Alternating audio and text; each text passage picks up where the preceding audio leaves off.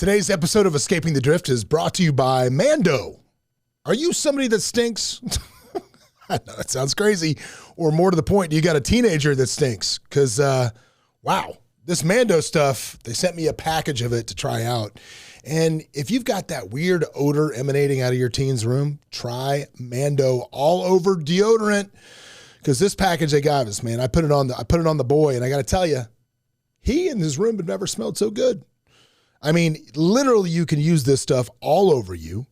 I'm talking about your feet, your butt crack, anywhere you got skin, this stuff will work as a deodorant. It was created by a doctor. It lasts for up to 72 hours. And all of this stuff is baking soda free and paraben free. So if you want to try it out, if you yourself are stinky or you got a stinky teen, I'm telling you, this stuff will change your life. You can get right now Mando Starter Pack, which is perfect for new customers. It comes with a solid stick deodorant, cream tube deodorant, 2 free products of your choice, like a mini body wash or deodorant wipes. You get free shipping, and as a special offer for our listeners, new customers get $5 off a starter pack with our exclusive code. That means that you're getting 40% off of this starter pack. Just use the code GAFFORD when you go to shopmando.com. That's user code GAFFORD at shopmando.com. You're going to get 40% off. So support our show. Let them know that we sent you. Obviously, this is a paid advertiser, which is how we get to be able to do what we do for you guys. So check them out. Smell fresher, stay drier, boost your confidence from head to toe. Try Mando. And now, Escaping the Drift. I was trained to cultivate marijuana, bag it. I would give it to my friends in the neighborhood. At 11. Even before that. So marijuana, we grew it, we bagged it. I would give it away. I'd trade snakes for it, skateboards for it. Older kids in the neighborhood loved me because I just hand them handfuls of it. Yeah, drugs were in my house from the very beginning. And now, Escaping the Drift, the show designed to get you from where you are to where you want to be. I'm John Gafford, and I have a knack for getting extraordinary achievers to drop their secrets to help you on a path to greatness. So stop drifting along, escape the drift, and it's time to start right now. Back again for another. It says in the beginning, man, an episode of the show that gets you from where you are to where you want to be. And today, ladies and gentlemen, in the studio, with me is a guy. And this is a dude, man, that had a troubled youth, ran around with gangs, did a bunch of nonsense in the streets, but turned it around and became a multimillionaire. He is the former CEO and founder of Vysalis Sciences, which is a company that went from basically being $6 million in debt when he showed up to $150 million in revenue within 16 months. So the dude knows how to turn it around. He's the best-selling author of the books Nothing to Lose, Everything to Gain, a New York Times #1 hardcover business bestseller, and Rock Bottom to Rockstar in 2016, a guide to achieving entrepreneurial success. Good Lord, man. I'm struggling today. So anyway, ladies and gentlemen, welcome to the program. This is Ryan Blair. Ryan. Thank you for having me, John. Man, I think they took too much blood out of me this morning. I was stumbling there a little bit. I had a lot of entrepreneurial excess. Yeah, excess. It was. Yeah. So for you're listening to this, I had to go do my every 3-month blood work so my wife can keep me alive forever today. And I think they took too much because, man, that was a little struggle. That's all right. It's early in the morning. I thought I was having a stroke halfway through that. I didn't know it was going to. It's because I was fasted. I'm now drinking my protein as we do this interview. So if you hear me gulping, that's what it is. But dude, Ryan, man, obviously, you've got so many different levels of things you've done in your life, but I'm always curious when you have somebody that's an entrepreneur that reaches those high levels of success. And if you've listened to the program before, you probably know we always kind of like to start with that nature versus nurture argument. So tell me about young Ryan. Tell me about you, man. Where did you grow up? What was that like? So I grew up in the Los Angeles area. My dad was an engineer, really brilliant man. My mom was a housemaker. A lot of love, and they both got addicted to drugs when I was a child. So my house was in turmoil and trauma and violence. Brothers and sisters all went to prison. So wait, Dad was an engineer, so he's a professional guy. Yeah. He was an aerospace engineer, so he was very intelligent. In fact, too intelligent. His mind got the best of him basically toward the end. Wow. So that you normally hear those stories from terrible situations of socioeconomic, hardship. I was in the middle class. So in the middle class, Dad had $100,000 plus salary, this is the How does dad start 80s. using drugs? Do you know? Like, how does this happen? Cocaine. Yeah, Cocaine's a hell of a drug. everybody was doing it in the 80s. It's kind of how it was. And, he was, in the middle class, doing really well economically. He had some vices and, some self-sabotaging behaviors. He's no longer with us. So I've healed my relationship with him spiritually, so to speak. Yeah. But that his brain got the best of him. So he had a lot of unhealed things that he was dealing with. How old were you when you knew this was going on? It was always in my life. So there's always marijuana, always weird stuff going on, always violence. But I recognized that we had a drug problem in the household at about 11 years old or so. I knew that was a problem. Oh man. Yeah. But I was trained to cultivate marijuana, bag it. I would give it to my friends in the neighborhood. At 11? Even before that. So marijuana, we grew it, we bagged it. I would give it away. I'd trade snakes for it, skateboards for it. Older kids in the neighborhood loved me because I just hand them handfuls of it. Yeah, drugs were in my house from the very beginning. Oh my gosh. So I would ask what your first hustle was, but I guess it was trading bags of weed for skateboards. 2 paper routes. I had a little marijuana distribution business, but I didn't understand the value of it. I'd give them probably a pound for a snake, and they'd be like, Did you know that this was illegal? Did the weight of that sink in at you at that time? No. I mean, I was raised. My dad had a criminal element to him, and I was raised. I knew it was illegal, meaning that if the cops came, this was a problem, but I didn't understand the consequences of criminal behavior by any means because it was just naturally a part of my environment. You were just exposed to it. Yeah. So at what point, so obviously you start this at 11. Yeah. You said everybody went to jail. Who went to jail? One brother went to jail for armed robbery. Another brother went to jail for many times. My sister went to prison many times. And then one sister was the good sister. She was a straight A student. She kept to herself. She read books. Everybody else, we acted out on our trauma. Went their own way. Yeah. She went internal and we all went external. Mm-hmm. Where is she? How's she doing? She's doing great. She's amazing. She ended up marrying a police officer who, and so one side of my family was criminals and the other side were cops. Yeah. Interesting family reunion for sure. Quite fascinating conversations. I have a buddy of mine. Literally that half of his, he's got relatives in the DEA. Yeah. And then he's married to a Latina woman and she has relatives in the cartel. Yeah. So that's always an interesting mixing of folks when they need to mix them.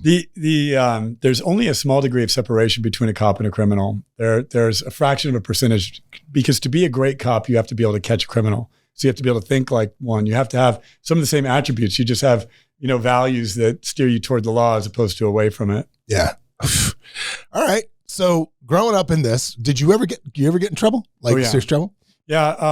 I was facing 4 years in juvenile hall and I was being sentenced. What'd you do?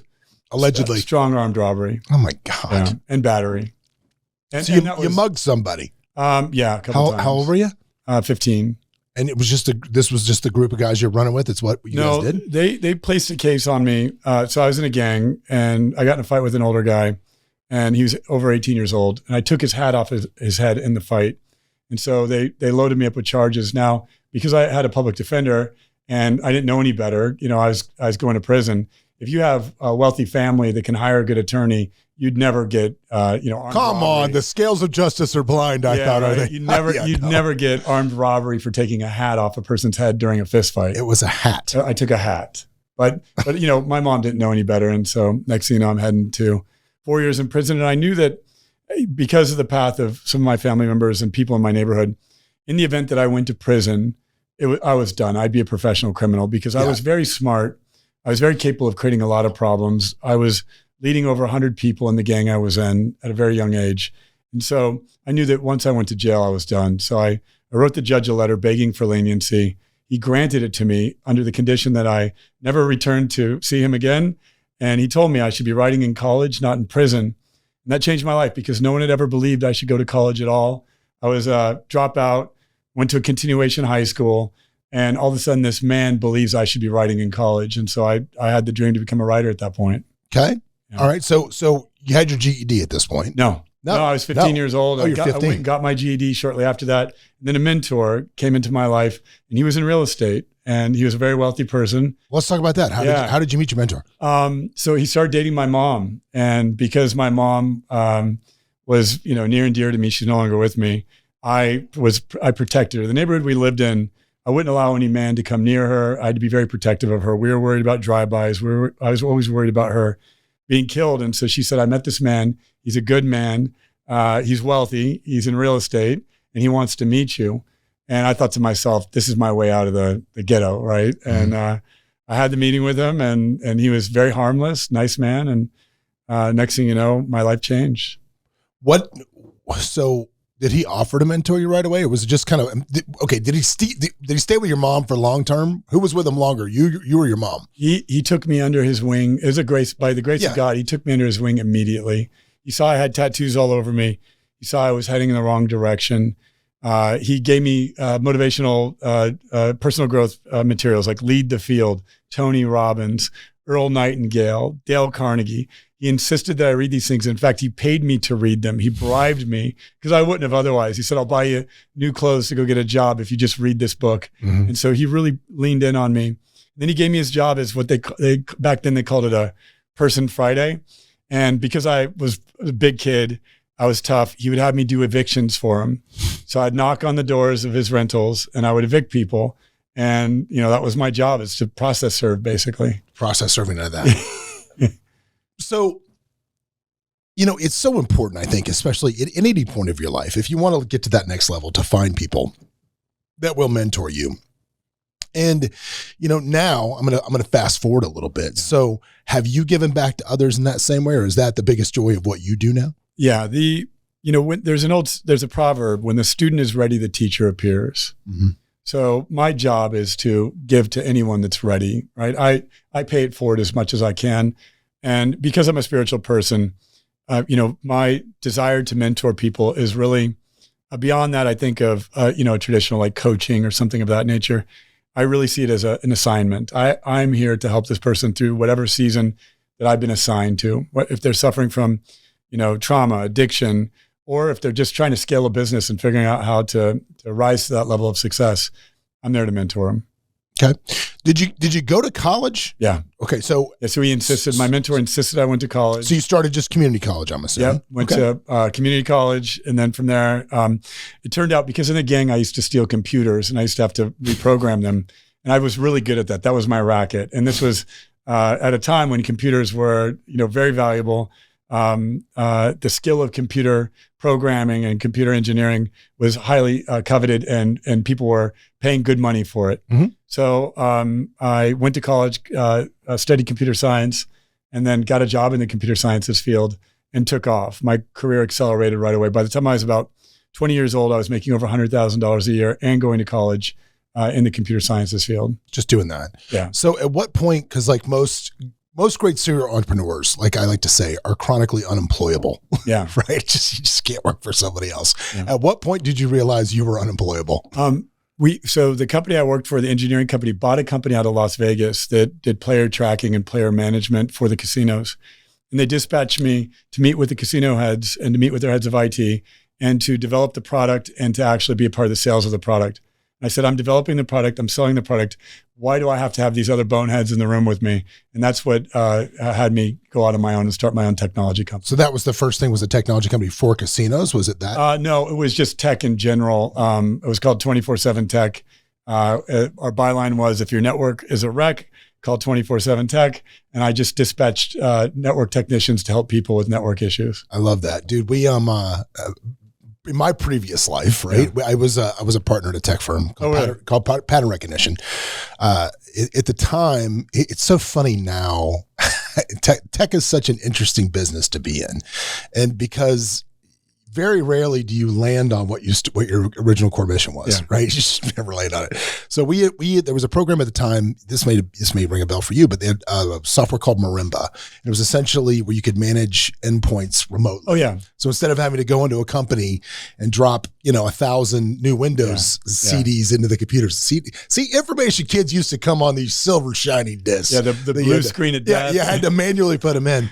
And what this software did was allow us to manage a lot of endpoints remotely. And it was really just for big companies because it was very expensive. Yeah. But we convinced Marimba to let us sell it to mid and small size businesses as, under a different umbrella. And anyway, we were doing that. And randomly one of our techs was like, hey, the Clay County School Board in Florida wants help with this inspection software, just on Palm Pilots, where these guys can go into buildings and it pulls up the previous inspection and then they do this and it makes purchase orders. It's stupid, right? Yeah. Can we do it? And we're like, I guess, yeah, if it's going to generate some money, we'll do it. Everything shifted into that business. Yeah. And it's just so funny. We worked so hard to get this relationship with Marimba. We ended up letting it go very quickly and went all in on these inspection softwares that turned into like fire inspection and private jet inspection, all this stuff. That's great. It's interesting. So that's a tribute to your ability to pivot though. Well, so the question becomes with this, because I think there's a lot of your story that you're gifted with that. So I'm curious. The reason I tell that story is not for any kind of self-indulgence, but it's because I want to hear like, what was your core mission of your original tech firm and where did you land? So I pivoted. I went to go raise venture capital and they said that my business model was unscalable. It was hard. And I was devastated. I took these meetings with very esteemed venture capitalists and they looked at me and they said, this isn't going to work. Not going to happen. So there was a broadband wireless services company. And this was when prior to broadband being ubiquitous, I was doing about $15,000 a month of revenue. I bought the company and then scaled it up and sold it. And a $24 million transaction $25 million transaction when I was 24. Well, let's talk about that. Don't run over that. How'd you buy a company? How'd you do it at 24? I leveraged my credit cards. I bought it at 21. I sold it at 24. So no seller financing, nothing. You just, I just what'd you pay for it? $15,000. All in for this company. Well, then I raised some venture capital because I'd met some VCs.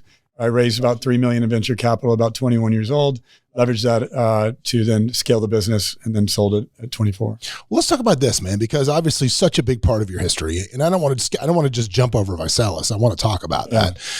Let's talk about that first. And then we'll talk about the overall concepts of how you do turnarounds. So how did you come into Vysalis? Two entrepreneurs that were struggling with a vitamin company came to me at Sky Pipeline, the company that I was operating. It was VC funded. Mm-hmm.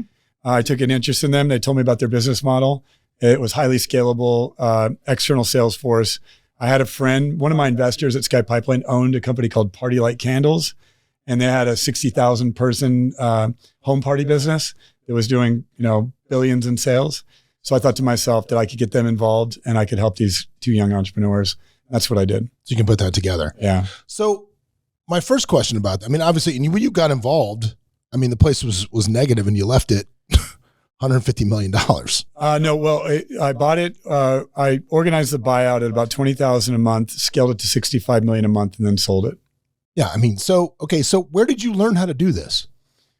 You learn everything as you go. That's the secret. Everybody that we see, like Elon Musk and everybody, they just learn it as they go. Every day you wake up and you learn it as you go. None of these people had any of the stuff figured out that they have figured out now when they started. It's just every day you have to have principles and a philosophy to figure it out as you go. Dude, that is such the right answer. That's it. That's such a great answer. And you meet these people that are doing remarkable things and you go to tour Elon's facility now and you say, how could I ever get to this level? He figured it out as he went. Every day he made mistakes. He made errors. He took risks that were absurd and dumb. And he figured it out as he went. And he just got better every day to now he's the Elon Musk that we know. I find the biggest thing holding people back in success in so many different businesses, they feel that they're lacking in something they don't have, be it knowledge, information, capital, whatever. And they just see it as an insurmountable thing that they can't go get this stuff. And the answer is, all high performers just figure it out. Yeah, and every like problem. You didn't learn how to approach a VC in a classroom, correct? No, not at all. I didn't learn very much in a classroom at all. Even though I did go to computer sciences, and then eventually they're not teaching about VC capital raising. I took some business classes and some marketing classes that were very valuable as part of my my program. But no, it was all self-learning for the most part, and then mentorship. I called in great people onto my board. I had great people in my corner. I had people around me that held me accountable, drove me, and were impatient with me. They did not like that I was underperforming. And as a result of having people that were way outside of my league on my board and as advisors, I had to constantly raise my level of competency and my level of character nonstop throughout my career. Okay, so how do you get that? How do you get that level of player to believe in you at an early age? How do you do it? One, you have to have the belief that you're worthy of their mentorship. Two, and what people don't understand, every great leader, entrepreneurs and so forth, has a mentor in their corner. The VCs act as a good VC is a good mentor. A good private equity group is a good mentor. So when you hear about these massively funded companies that have these huge exits, there's mentors involved in that entrepreneur's life. They're keeping them accountable and helping them from stopping self-sabotaging behaviors and helping them scale in their leadership. Otherwise, the companies fall or go backward. Well, yeah, they're not just going to write you a check and walk away. No such thing as a silent partner in the VC world. No. And in fact, they're going to write a check and then they're going to beat the crap out of you until you perform. be very involved in all of those things. Well, let's talk about your system for turning companies around. Yeah. Like when you first walk in, let's walk me through. Let's say you just took over widget company X and you walk in. What are we doing?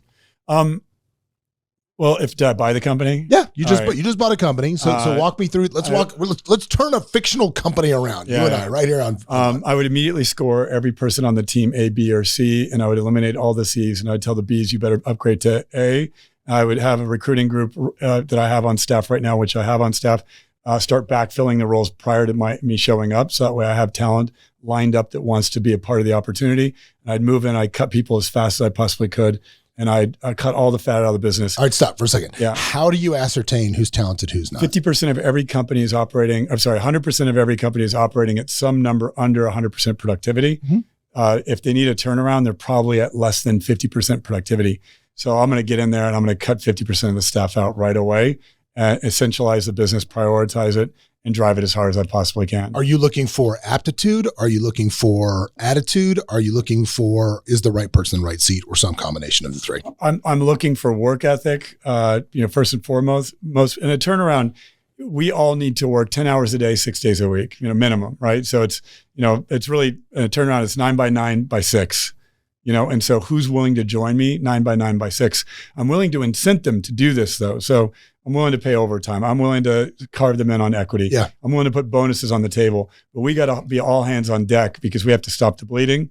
And that's what we're doing. Day one is we're stopping the bleeding, and it's going to take tough decisions. We're going to have to get rid of people we love, but we got to stop the bleeding. That's the first step that you do in a turnaround. Okay, perfect. So we got our people squared away. Nice. Yeah. I like that. Yeah. People, programs, products, you're cutting everything you possibly can. Anything doesn't matter. You're looking at everything. You're cutting like crazy.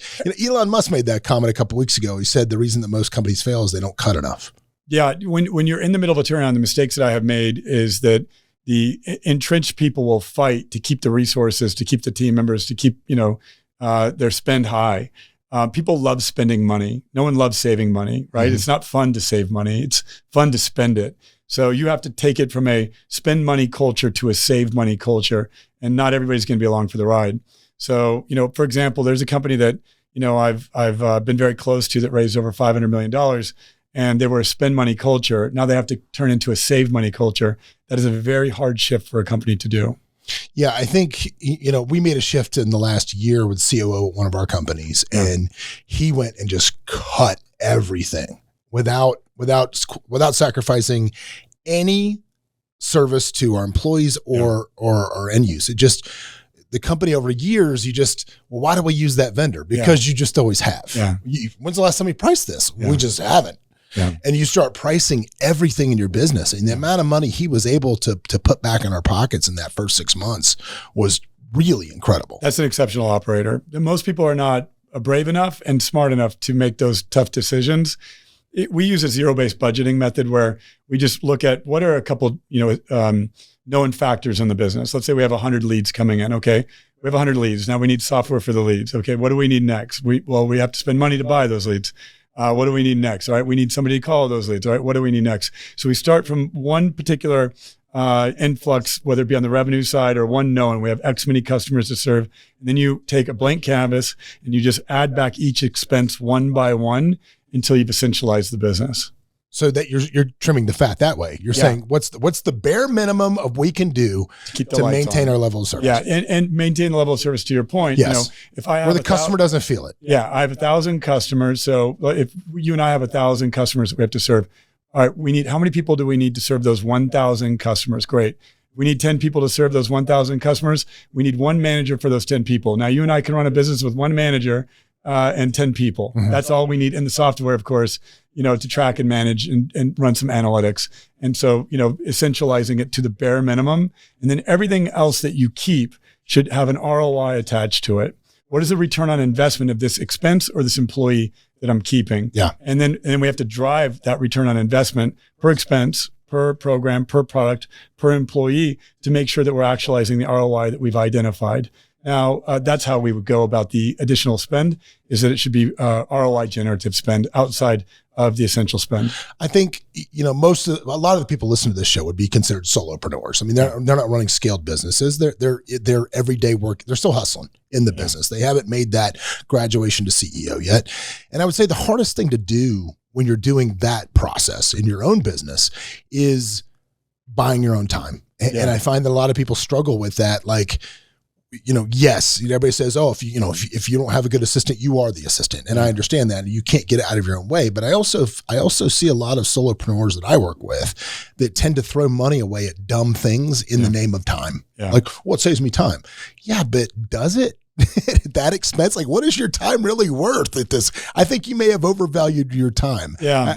How do you have those conversations? Well, one, if it could be done in 2 minutes, do it now. Right. Yeah. A lot of times we're adding up a bunch of stuff on our list and we're creating a ton of tasks. You only need 3 or 4 things per quarter to move the needle that are, significant initiatives. So what I've learned is to really focus on just a few objectives per quarter, knock them out, and then add to it. So if I get them done earlier than 90 days, I might add 3 more. So 3 at a time. What are the things going to move the needle? Everything else is nonsense, right? So that's one. 2 is, I don't like, I value my time at a high rate. So I tend to outsource everything that is not at that rate. But you've earned the right to do that. There's so many people that are here, that are early in that process, not running a scaled business, especially in real estate, which is what we do. So many people love to call themselves the CEO of their own little 2-man shop, right? Yeah. Like, dude, just stop, right? If you're not answering to a handful of investors of your business, please stop calling yourself the CEO. Yeah. You've earned that right. Yeah. Right. Well, but I would say that to those people, you have to master each process, and there's 2 things. You have to design the process, you have to run the process, and then you have to hand that process off to someone else. And so once you've designed the process and you've optimized it and it runs effectively and you've documented it, then you can hand it off to someone else. That's the critical thing. If I were starting a real estate firm, and I know very little about it, in terms of to the extent that you do, the first thing I would do is I would go knock on the doors or do whatever you told me to do. I'd design the process, I'd optimize it, and I'd hire somebody to fill that role. Mm-hmm. And I'd move on to another process or another problem that I was looking to solve on my way to scaling the business, one process at a time. Because you're backfilling yourself. And I think what people don't do is what you just said. The key to what you just said was documenting. So many people do not like, I could walk out this front door, walk into 6 different businesses and say, let me see your SOPs. And they would look at me like I was speaking Greek. Yeah. Yeah. And documentation is easy. Get a note file, step 1, step 2, step 3, step 4, step 5, and just have a simple documentation. And then it's a good process when you can hand it to someone else based on your documentation. And then ask any questions. And well, dude, Scribe, there's so many programs now that will help you build Notion that will help you build great SOPs. Yeah. And if you don't want to go that route, just tell ChatGPT, ask me 100 questions about this process and help me build an SOP. Yeah. And watch what happens. Yeah. There's a book called The E-Myth that changed my life early on in my career by Michael Gerber. I read it and I said, I have to, learn how to properly document process. Mm-hmm. I learned that in the tech field. But but I will tell you, very few people can both create a process and run one. It's rare. That's really the entrepreneur's job. Mm-hmm. Once I don't expect I don't hire people to create process and run them. I generally lead from the front. I create the process and then I bring someone else in to run it. One mistake I see many entrepreneurs doing when they scale is they hire people to create and run process. And oftentimes you just don't get optimal process built because they that don't way. truly understand your business. And they don't understand the business, and it's a special talent for someone who can show up to no process whatsoever, no structure, no organization, and create order out of chaos. Mm-hmm. That's a rare talent. Well, I mean, just even sitting here with you now for 27 minutes, right? I've kind of got your personality pegged pretty much. You tell me. No, you're very high D, very high C. You're very analytical thinker. You're very mathematically based. Everything is in the math with you. Yeah, I'm a math guy. You're a math guy. Yeah. Everything's in the math. So what traits do you think, obviously you've done it at an extremely high level. So what traits do you think someone has to have to make them a very effective CEO? Well, everyone has a different stack, and using a software term, I've just built a stack, right? So you have your character and your competency, and you have a stack of character traits, and you have a stack of competencies that are necessary. On the competency side, as you can tell, I'm a math guy, so I'm gonna break this down for you. I try to reverse engineer everything. But on the competency side, you have to have sales, you have to have marketing, you have to have supply chain, depending on the product. You have to have finance, you have to have technology. You might have to have international, you might have to have treasury. There's a lot of competencies that you have to learn to scale a big business. Yeah. And those are skills. And you have to have the capacity to learn those skills. You have to have the desire to learn the skills. You have to have a life where you say, and a belief that you believe you can learn any skill, right? Which is on the character side. So beliefs is on the character side. Man, that's my bad habit. I sit here and watch somebody talk about business and I'll go, I could do that. Yeah, right. That's so you have belief. I could spend that up in like a week, and then you go to some black hole, and you're like, "Oh God, what am I doing? What am I doing? Stop! Yeah. What are you doing?" Yeah, it's terrible. It's my toxic trait, if you will. Yeah, I think I have that belief, but I also hire people that are really brilliant at that particular area quickly. That's my next question. Yeah. Is do you try to overcompensate your own inadequacies, or do you backfill with other people? I get people very smart to teach me. So the best mentors that I've had are team members that I've hired from, into my company that knew finance or that knew software engineering. These are the people that educated me. I've had the privilege of serving alongside, the former heads of major companies that I've been able to recruit into my company. And so that they educated me tremendously. So I'm also interviewing people that are in roles constantly to gain intel.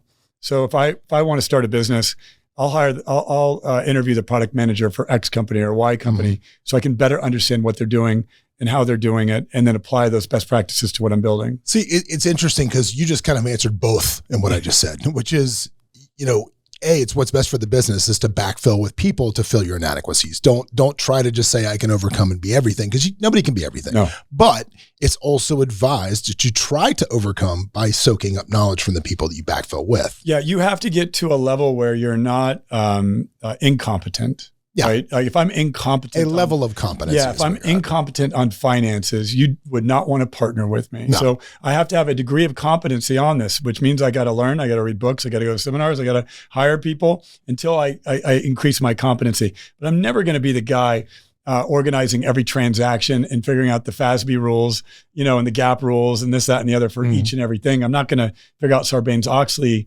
to every degree to go public. I have to hire people that know that, but I have to be competent enough to know, how that stuff works and be able to speak finance with the finance people and lead those finance people to be effective and productive in finance, for example. What makes a great leader in folks? Empathy. What makes you a great leader? All the adversity that I've overcome.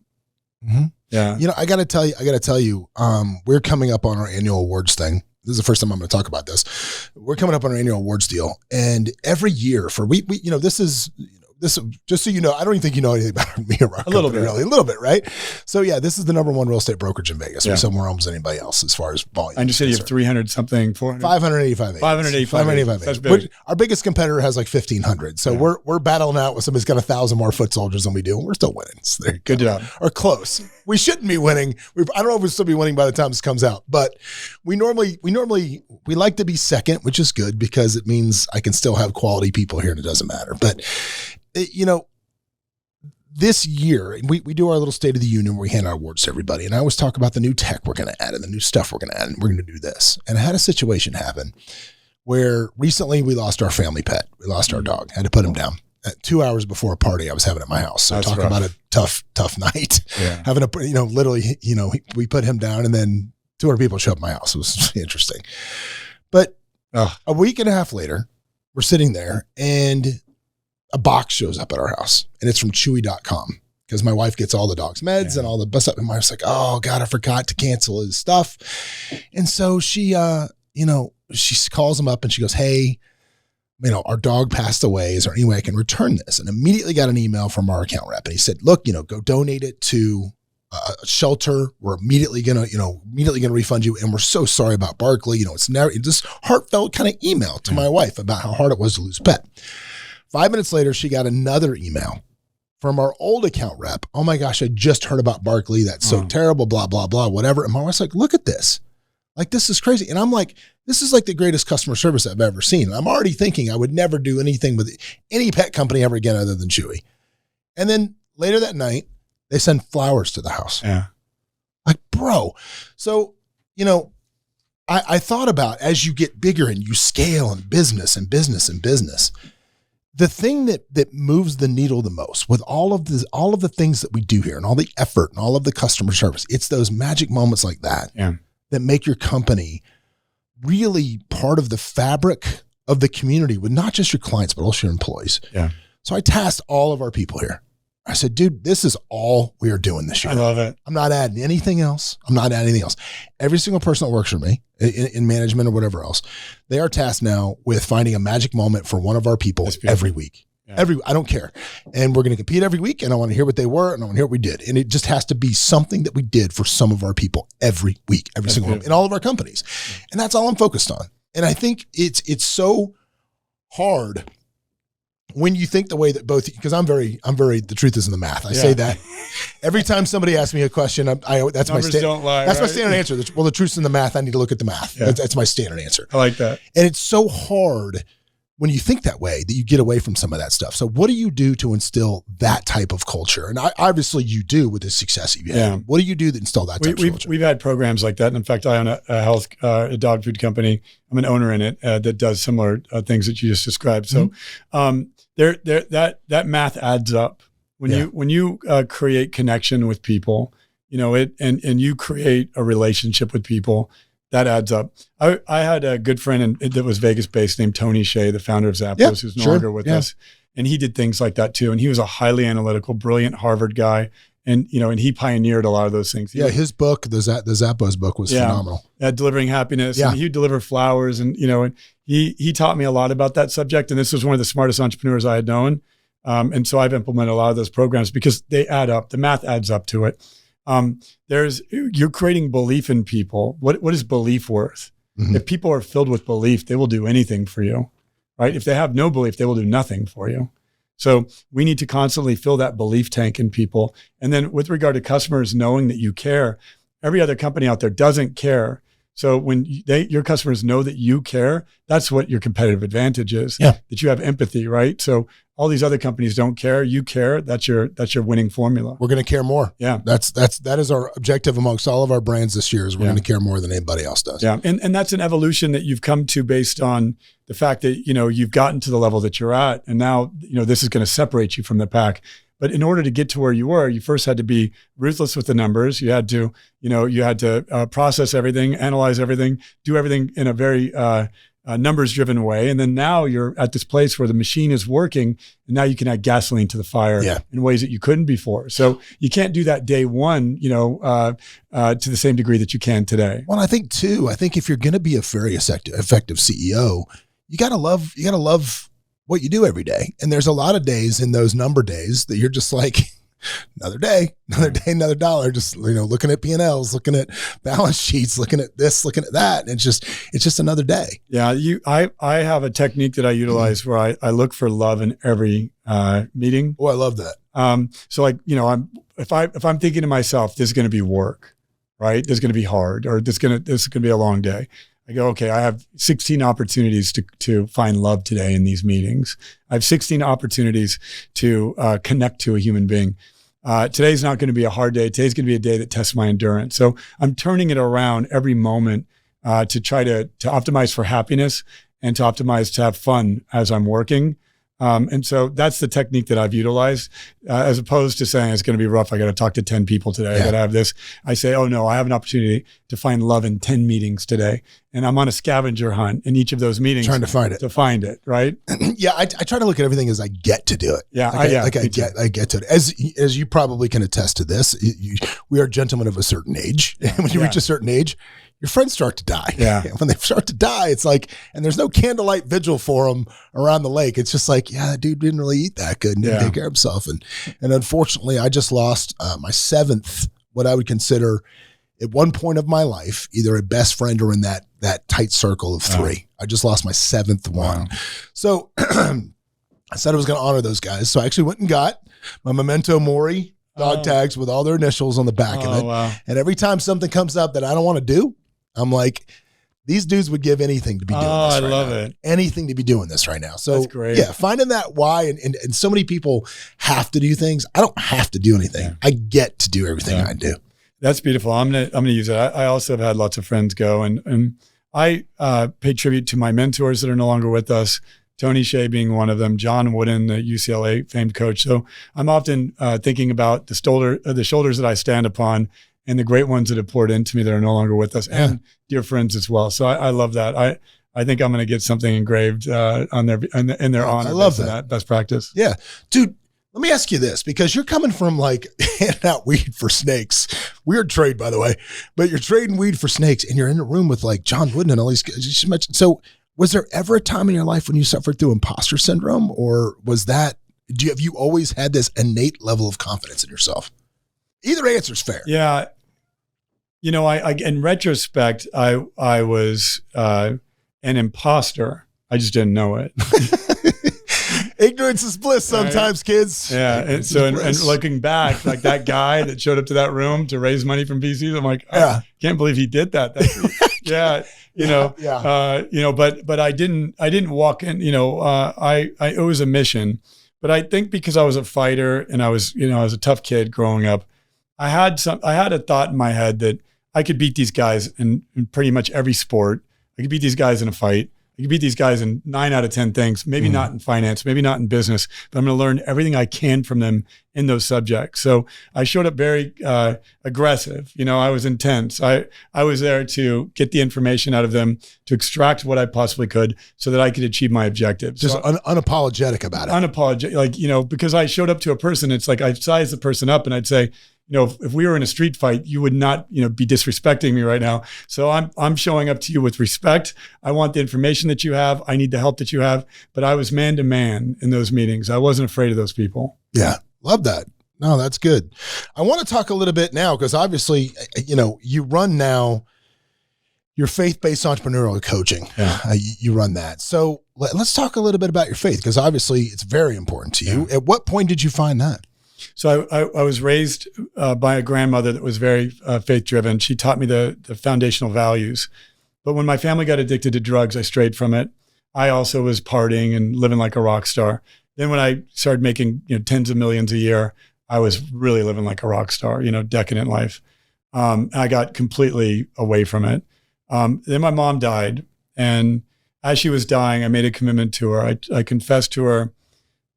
She died tragically. She fell down a flight of stairs. She was in a coma for 2 years. Ugh. I couldn't see her all the time. And I was partying like a rock star. And so sometimes I wouldn't go see her, and I was out partying in Vegas and doing, crazy stuff. And I felt bad about that. I had guilt about that. And so as she was dying, I told her, the reason why, I haven't been able to see you is because I've been living this double life. And I'm not the son you think I am. Mm-hmm. And on the other side, you're going to see everything. And I'm going to change. I'm going to honor you. I'm going to do things differently. And that then broke me wide open. When she passed away, I hit the rock bottom of all rock bottoms from an emotional and mental and spiritual level. Took 2 years off of work, went and rebuilt myself, prayed, meditated every day, nonstop, until I was ready to go back out there and re-enter the world of entrepreneurship. And I did so through mentorship. I decided day one, I was just going to start mentoring people. I didn't have a good business idea. I was pretty weak coming out of the cave, so to speak. Mm-hmm. And I said, I'm just going to mentor people and see where that takes me. Let's see what happens. And now I'm building an AI tech platform, and doing autonomous coaching and deploying software in many different companies. And I have a movement of coaches that are serving companies all around the world right now. How important? So when you say, look, obviously faith-based is God belief. We get that, but are there elements of purpose-drivenness that there's giving back into the community for this stuff? I mean, is there elements of that involved in these things? Yeah, I only want to work with people that I like at this stage of my life. If I don't like you, if we don't have we don't have a shared sense of humor, if I don't admire the entrepreneur, life is too short, right? I don't want to take calls from people on a Sunday that I don't believe in and care about and want to help. Like, I have to feel a noble duty to serve this human being, and that I know in my way of giving them what I know and helping them through whatever problems they're up against, whether personally or professionally, they're going to tithe more, they're going to give back more, they're going to do good in the world. And I get to participate in the legacy that they create directly or indirectly. Mm-hmm. I'm not trying to make money on, I'm not trying to optimize for money at this stage of my life. I'm trying to optimize for, the good that I can create. And knowing that I'm helping a young man like I just did this morning that's got, 500 people in his team, and he's serving a bunch of individuals. And I help him with just a small practice that is going to help him in the season. And he's a young CEO. And I told him, look, if I were in your situation, I go do this. He goes and does it. He gets results. He moves on to the next challenge. Mm-hmm. It's life-giving to me. It doesn't take anything from me. It actually fuels me up. It makes me excited about my life because I can serve. Let me ask you this. So maybe you are. I'm not. Right. There are days when I'm just off, right? When I'm just like, man, I'm just not at a place to do, like, I pray my phone doesn't ring today. Like, I mean, we have a lot of people that work for us. And I'm just like, please don't anybody call me today, because I don't want to snap at somebody and I want to be like, why aren't you just figuring this out? Why are you calling me? Like, there are days, not a lot of them. I mean, I'm pretty even keeled, but I have those days, man. So how do you get up to serve for others when you just don't feel like getting up at all? We all have those days. So, anybody who says they don't have those days, it's a myth, right? You look at the Tony Robbins and people like that I love and adore. They have those days too. I know them personally. Everybody has them. It's being able to recognize that you're having that day. I like to look at it as an input-output ratio. If I'm drained, I need to put more into me. That means I need to spend more time in nature or with family, or I need to optimize around my health and my well-being. That I'm putting too much out. Out is action. So I'm looking at input-output ratios every day. And if I'm drained, today's an input day. If I'm inspired and I'm ready, today's an output day. And every day I'm looking at my input-output ratio. How much am I putting in the tank versus how much am I taking out? And then when I don't have any more to give at the end of the day and I'm exhausted, well, I know I haven't optimized my input-output ratio correctly. So during the day, I'm putting things in the tank. It might be a quick meditation. I might go do a boxing lesson, things like that are going to fuel me up. Are you a TM guy? Yeah. Me too. Yeah. I love it. So, if I miss my midday meditation, I'm going to be cranky. I'm going to be triggered. And if I'm triggered, that's an indicator as to where I need to do the work and where I need to do the optimization. I get triggered all the time. I get frustrated all the time. My team feels that. I feel bad about that when that happens. And I just take responsibility for it and say, I still got work to do. Let me go back and do some work, and I'll come back, refreshed and energized. But sleep is everything. And I've learned, I found a device that changed my life. I'm not affiliated with it. It's not a plug for anything that I own. It's called the Pulsetto.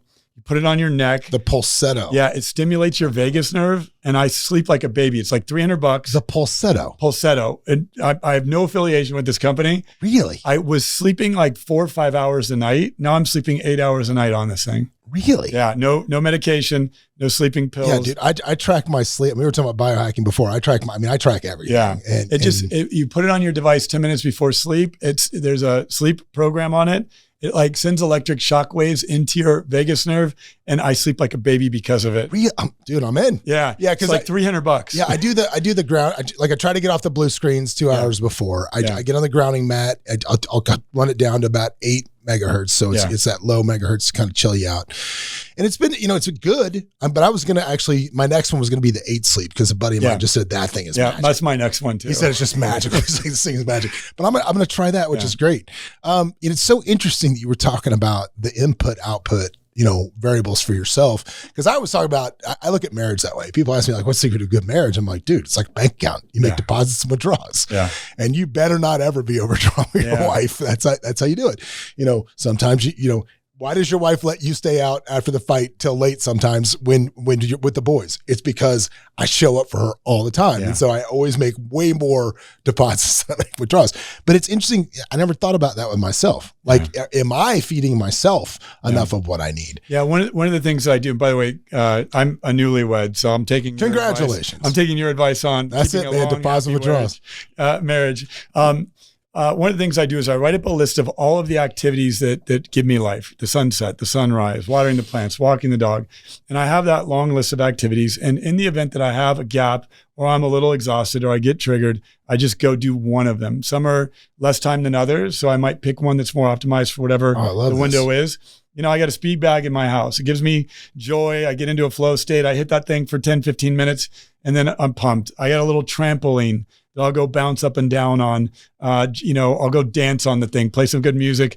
And it's just a way to get my state shifting and to put something in to shift that, frustration energy or that negative energy. Dude, what a great exercise. Like you should have a note in your Apple Notes that says just a list of all those things you can do quick, how long they take.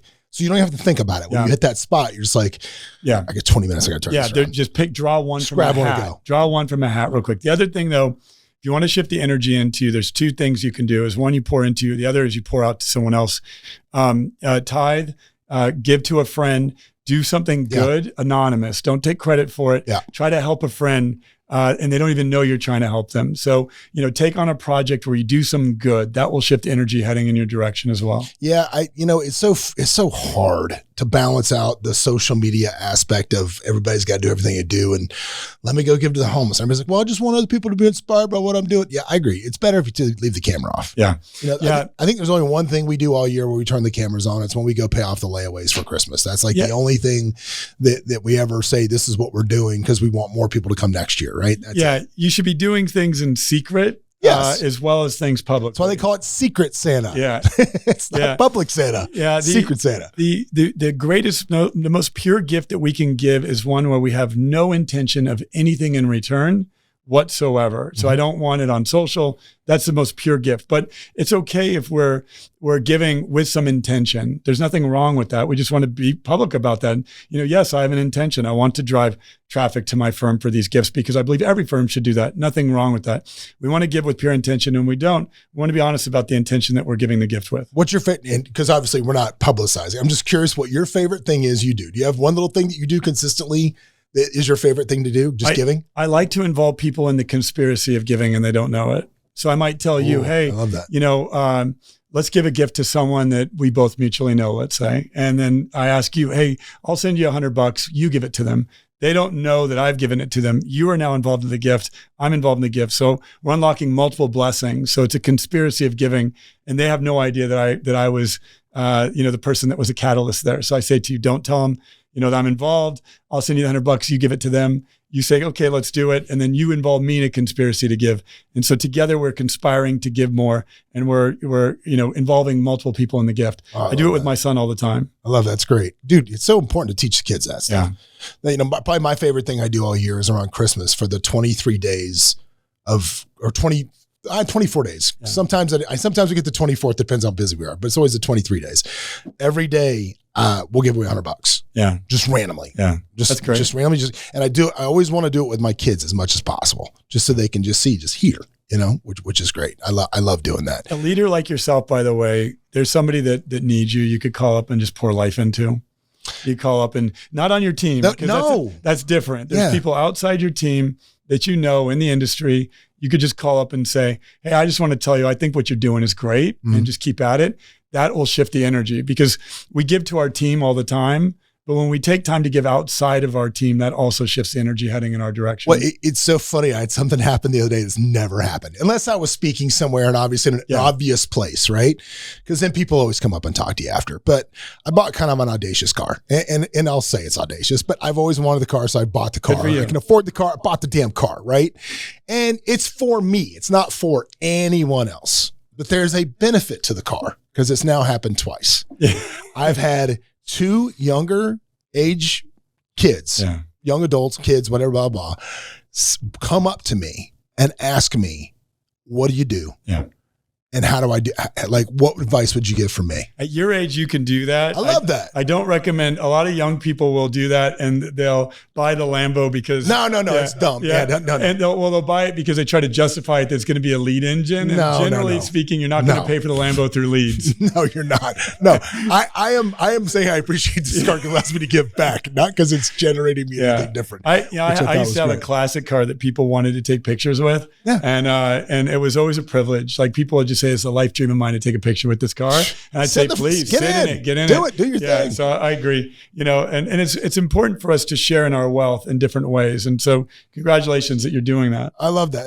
Honestly, it's my favorite part of I love the car, but it's my favorite part of it so far is those two. Yeah, that's awesome. Because it just, I'm at the sandwich place, right? And it happens there. It's just it's an inspiration. It's great. And it's good to share that inspiration. And, I've had a lot of Rockstar moments, right? And I'm very careful now and I measure my intention very closely, but I like nice things as well. And I like to share those nice things with others. Yeah. No, I dig that. What advice would you give if somebody was that 18 to 24-year-old struggling, trying to figure it out? What advice would you give them? Get a mentor, pursue multiple mentors, keep going until you find somebody, extract information from every individual, and acquire skills. Your life is about skills. Skills pay the bills. So acquire skills at all costs. Yeah. And I'll say this about that too, right? Because I had somebody say to me not too long ago that works for me. And the kid said, he's a great kid. He's doing a great job. And he said to me, he goes, well, I don't know if you know this or not, but you're my mentor. That's what he said. And I got to tell you, if you want somebody to take an interest in you, I don't know how you can hear that is someone that has achieved relative success and not feel an instant responsibility. Yeah. Because I felt this instant responsibility for this kid's success in a different way that I did just because he works for us, right? I was immediately like, oh my, I got to make sure this kid wins. Yeah. If I'm his mentor now, I'm responsible for what happens to him. Yeah, being a mentor it's a role. Yeah, it's an assignment. There's something spiritual there, and whether you're spiritual or not, there's something there. It's a part of our tradition and humanity and in teaching and in passing on to the next generation. So it's hardwired into our DNA to mentor. So when that young man invoked mentorship in you and told you that you had that coveted role in his life, that then activated you at a new level in your relationship. 100%. So that it's important for us to carry the mentorship tradition on and to be good mentors to people. But I think the reason I said that was to young people listening, like, look, it's kind of like assigning the girlfriend, boyfriend label, maybe a little bit. Don't be not on the first date. Don't be too aggressive with it. But once somebody's helped you a little bit, feel free to tell them, hey man, just so you know, you're my mentor, or hey ma'am, whatever it is, you're my mentor, whatever it is. And I think the response that you're going to get from that person is, man, it was a lot. It was like, whoa. Yeah, it does create a sense. It has to be authentic. Yeah, and it was. Yeah, it has to be authentic. And the first job when you're pursuing a mentor is figure out what you can give to them. Mm-hmm. Right? He was giving to you. He's giving you his time, his energy, his desire to help build your firm. Right. Yeah. So there's an economic connection there. Most of the time, we don't figure out what to give to the mentor first. So I was always saying, what can I do for you?